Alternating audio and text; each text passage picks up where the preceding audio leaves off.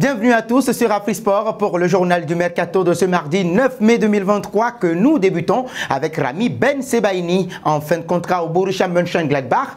Rami Bensebaini pourrait rejoindre la Série A cet été. D'après des sources en Italie, le défenseur central algérien serait dans le viseur d'un cadre italien et il s'agit en effet de l'AS Roma. Avec José Mourinho, le club de la capitale italienne envisage renforcer l'équipe avant la saison prochaine. Et dans le couloir gauche, le nom de Rami Bensebaini serait coché. Pour le technicien portugais, l'international algérien serait l'option idéale pour compenser la vente de Leonardo Spinazzola. Pour le moment, aucune négociation n'est entamée entre l'AS Roma et l'entourage de Rami Bensebaini. Avant tout, le club Giallorossi doit faire face au Borussia Dortmund qui pense également aux joueurs. Oui, il serait en pole position pour la signature du natif de Constantine. Selon la presse allemande, un accord serait déjà trouvé entre l'Algérien et le BVB, mais rien n'est encore confirmé. Nous partons en Espagne pour ce mercato estival qui s'annonce. Yacine Bounou, qui évolue sous les couleurs du FC Séville, pourrait faire son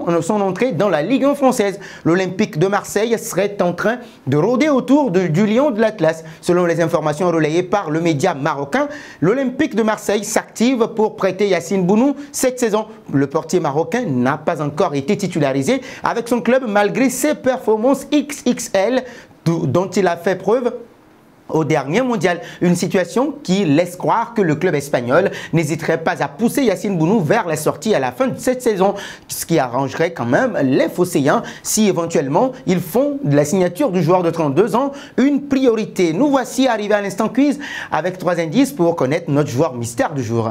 Premier indice, je suis un milieu de terrain de 33 ans. Deuxième indice, j'évolue en Espagne depuis 2014.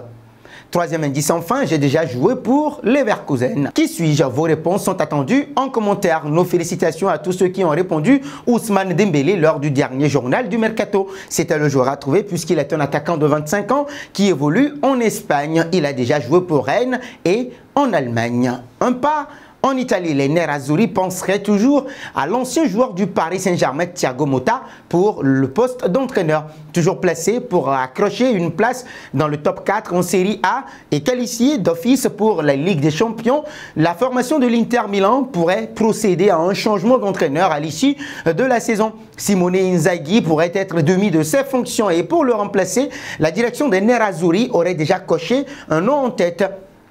Selon les informations de la Gazzetta dello Sport, il s'agit de Thiago Motta, âgé de 40 ans aujourd'hui. Ce dernier réalise actuellement un joli boulot avec Bologne. Lié jusqu'en juin 2024, l'ancien joueur du Paris Saint-Germain serait également sur les tablettes de l'AS Roma. Nous passons en Angleterre. Les Spurs de Tottenham auraient déjà décidé de se positionner sur l'international espagnol Pau Torres pour renforcer leur défense. Distancé pour finir dans les 4 premiers en championnat en Premier League, la formation de Tottenham se pencherait sur son prochain mercato d'été et à la recherche d'un défenseur central, les Spurs auraient déjà activé une piste en Espagne. Selon les informations relayées par Cough Offside, le nom de Pau Torres aurait été coché par la direction des Spurs sous contrat jusqu'en juin 2024 avec Villarreal. Le joueur de 26 ans disposerait d'un bon de sortie et également dans le viseur de la Juventus Turin. L'international espagnol serait estimé à 50 millions d'euros par sa direction.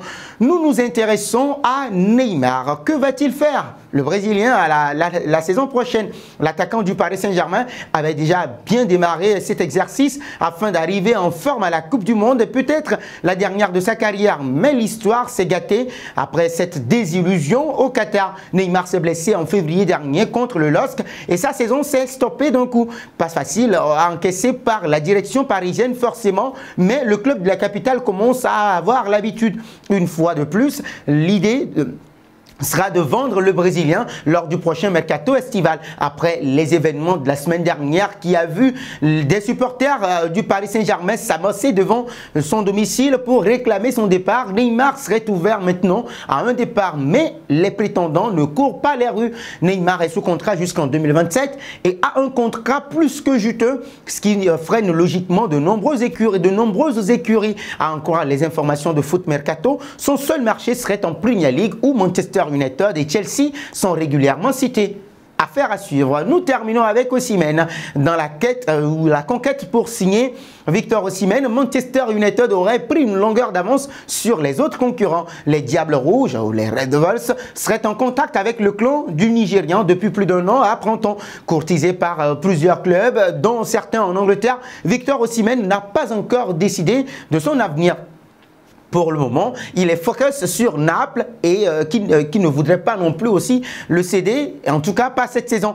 Mais au milieu de ses intentions, un club aurait déjà pris de l'avance. Selon le Daily Express, Manchester United aurait entamé des négociations avec le clan du joueur depuis plus d'1 an. Et en dehors de Manchester United, plusieurs autres clubs anglais sont cités pour recruter Victor Osimhen, entre autres Chelsea ou encore Arsenal. Et nous arrivons au terme de cette édition que nous bouclons avec la question du jour. Manchester United, est-ce une bonne équipe ou pourrait s'épanouir Victor Osimhen? Vos réponses sont attendues en commentaire. Mais en attendant, n'hésitez surtout pas de vous abonner sur Afrique Sport et d'actionner la cloche de notification pour ne rien manquer du football continental et international.